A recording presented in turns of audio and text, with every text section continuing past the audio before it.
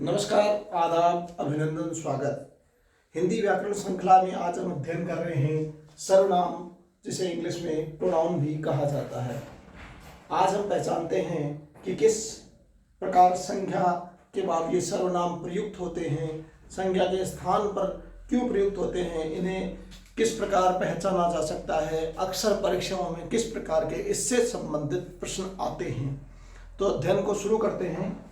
चलिए, सबसे पहले हम बात कर लेते हैं सर्वनाम की परिभाषा की। तो दोस्तों, सर्वनाम वे शब्द हैं, विकारी शब्द, ध्यान रहे विकारी शब्द हैं ये। सर्वनाम वे विकारी शब्द हैं जिनका प्रयोग संज्ञा शब्दों के स्थान पर किया जाता है। और इसे मूल रूप से प्रयोग क्यों किया जाता है, उसका कारण है वो ये कि शब्दों की पुनरावृत्ति से बचा जाए, तो उस स्थान पे हम सर्वनामिक शब्दों का प्रयोग कर लेते हैं। जैसे कहें कि साहब राम जयपुर जाता है, राम वहाँ से एक पुस्तक खरीदता है और वह राम पुस्तक लेकर घर आ जाता है, राम पुस्तक को पढ़ता है। इतना लंबा चौड़ा करने के बजाय यदि हम कर दें कि राम जयपुर जाता है, वह वहाँ से एक पुस्तक खरीदता है, पुस्तक को लाता है और वह पुस्तक पढ़ता है, तो यहाँ वह से ही क्या हो गया, काम चल गया और वाक्य भी सुंदर हो गया। संज्ञा वे शब्द जो संज्ञा के बदले आए उन्हें सर्वनाम कहते हैं और वचन कारक के प्रभाव में इनका रूप बदलता है। ये खास बात है, इसको नोट कर लीजिए आप आराम से। क्या कि वचन कारक के प्रभाव में इनका रूप बदल जाता है। मैं आपको बता दूं, जैसे कोई तू है उसको तुम भी बोलते हैं, जैसे वे हैं वह है तो वे भी बोला जाता है। ये वचन और कारक के हिसाब से, जैसे एक वचन है उसके साथ तू कर लिया, बहुवचन है तुम कर लिया, इस प्रकार क्या हो जाता है, इनके रूप परिवर्तित हो जाते हैं, ये अपना रूप बदल देते हैं। अब सबसे पहली जो चर्चा है वो ये है कि इसके प्रकार कितने होते हैं। सर्वनाम के प्रकार कितने होते हैं, ये बेसिक रूप से 11 प्रकार के ही हैं और इनको आगे बनाया और जाता है। पर यदि हम बात करें तो सबसे पहला इसका है पुरुषवाचक सर्वनाम। कौन सा है जी, पुरुषवाचक सर्वनाम। दूसरा यदि इसका है तो वो है आपका निजवाचक सर्वनाम, निजवाचक। तीसरा इसका जो प्रकार है वो है आपका निश्चयवाचक। क्या है, निश्चयवाचक। इसके तीसरे प्रकार का नाम है निश्चयवाचक। फिर है आपका अनिश्चयवाचक। क्या है, अनिश्चयवाचक। और अगला जो इसका प्रकार है वो है आपका संबंधवाचक, संबंधवाचक। अंतिम जो इसका प्रकार है वो है आपका प्रश्नवाचक।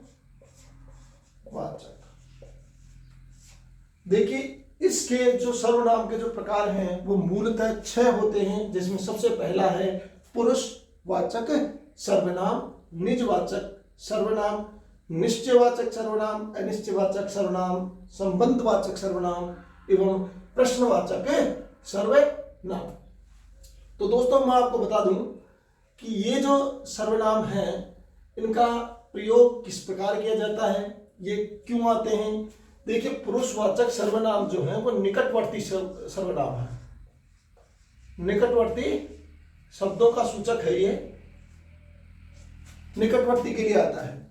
जैसे आप मैं बता दो आपको, इसमें श्रोता वक्ता किसी अन्य की बात करते हैं, तो निकट रहा ना श्रोता और वक्ता। इसमें श्रोता, पुरुषवाचक में श्रोता, वक्ता अन्य किसी व्यक्ति की बात करते हैं, ये होता है आपका पुरुषवाचक सर्वनाम। और इसके भेद की यदि बात करें तो ये 3 प्रकार का होता है। पहला है उत्तम पुरुष। कौन सा, उत्तम पुरुष। दूसरा है आपका मध्यम पुरुषवाचक और तीसरा है आपका अन्य पुरुषवाचक, अन्य पुरुषवाचक सर्वनाम। सबसे पहले बात कर लें उत्तम पुरुष कौन होता है। तो मित्रों उत्तम पुरुष जो होता है वो वक्ता होता है, मतलब जो बोलता है वो क्या है, उत्तम पुरुष है। और जो श्रोता है वो होता है आपका मध्यम पुरुष।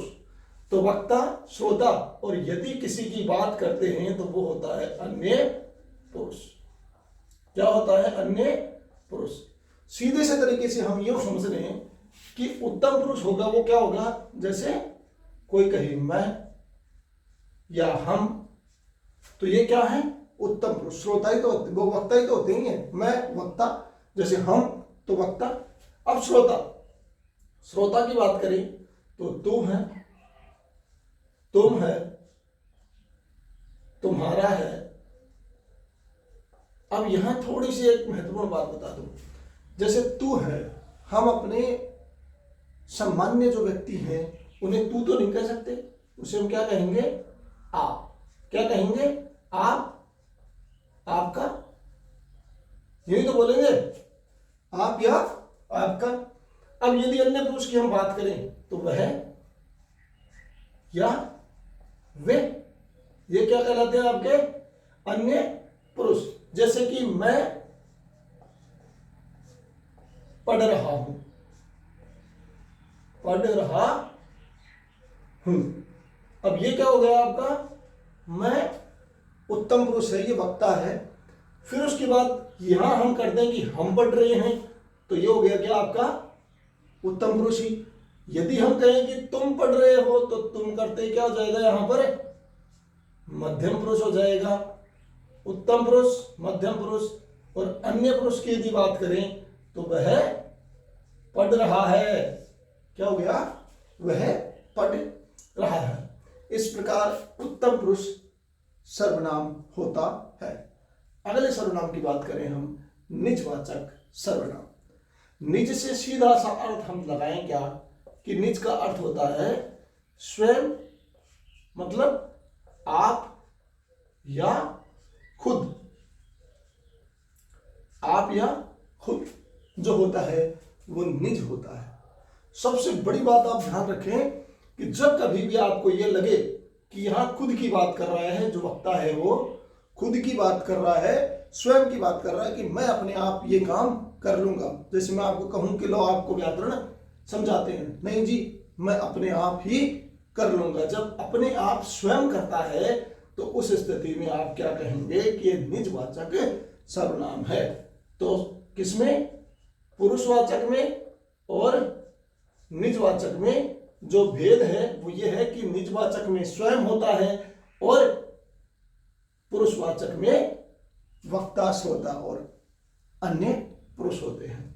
अगले सर्वनाम की बात करते हैं, निश्चयवाचक सर्वनाम।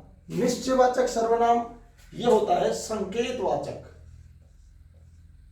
संकेत वाचक भी होता है। किस प्रकार होता है इस बात को हम बताएं आपको कि संकेत वाचक इस प्रकार होता है, ये दूरवर्ती चीजों के लिए है, जो दूर है चीजें उनके लिए है। जैसे आपको बता दूं, यह है, ये क्या, इसका जो लिखते हैं यह मेरा घर है, यह मेरा घर है। तो देखिए दूरवर्ती है, दूर की चीज को बताने के लिए कहते हैं, या फिर दूर का संबंध बता देते हैं। जैसे ये है, ये पेन है, तो ये क्या हो गया, दूरवर्ती संकेतवाचक सर्वनाम होते हैं। तो इसका जो चिन्ह होगा यह है, वह है, यह वह क्या हो जाते हैं, दूरवर्ती हो जाते हैं। फिर बात करते हैं हम अनिश्चयवाचक। अगला सर्वनाम क्या है, अनिश्चयवाचक। वे शब्द जो संज्ञा, किन संज्ञाओं के लिए आएंगे, जिनमें प्राणी का बोध हो, यानी इन्हें हम प्राणी बोधक भी कहते हैं। प्राणी बोधक, ध्यान रहे इस चीज का, महत्वपूर्ण बात है आपकी, कभी गलत नहीं होगा संज्ञा में और सर्वनाम में। क्यों, क्योंकि ये प्राणी बोधक है। जैसे मैं आपको कह दूं कि जैसे मैंने कहा वहां कौन है, वहां कौन है, तो ये कौन क्या हो गया, क्या प्राणी का बोध कराता है। जैसे आप खड़े हैं कहीं और आपने देखा अंधेरे में कि बाहर कोई एक आदमी आपके यहाँ द्वार पे खड़ा है, आपने देखा कि वो दिख नहीं रहा साहब, तो आप कहेंगे अरे वहां कौन है। तो जहां ये आए प्राणी बोधक और अनिश्चितता का बोध हो, तो हम क्या कहेंगे कि ये अनिश्चयवाचक सर्वनाम है, संबंधवाचक सर्वनाम। अब बात कर लेते हैं किसकी, संबंधवाचक की। जैसे जो और सो, जैसी वैसी क्या हो जाता है, जैसी वैसी। समझ रहे हो बात को। अब देखते हैं कैसे। संबंध क्या करता है कि अपने कारक चिन्हों में नहीं चलता संबंध का के की, वैसे ही यहां संबंध होता है। किस प्रकार होता है कि जैसी करनी वैसी भरनी, जिसकी लाठी उसकी भैंस, तो उसकी को भी करेंगे ना, जिसकी और उसकी क्या करेंगे हम, जिसकी लाठी उसकी भैंस। तो लाठी और भैंस में क्या हो गया, संबंध। अर्थात ये कहा जा सकता है कि संबंधवाचक जो आपके सर्वनाम प्रोनाउंस हैं वो एक संबंध स्थापित करते हैं। किन के बीच, दो चीजों के बीच। कि जैसी करनी वैसी भरनी, मतलब जैसा कर्म करे वैसी ही उसको क्या मिलेगी, उसकी प्रारब्ध जो है वो उसको मिलने वाला है।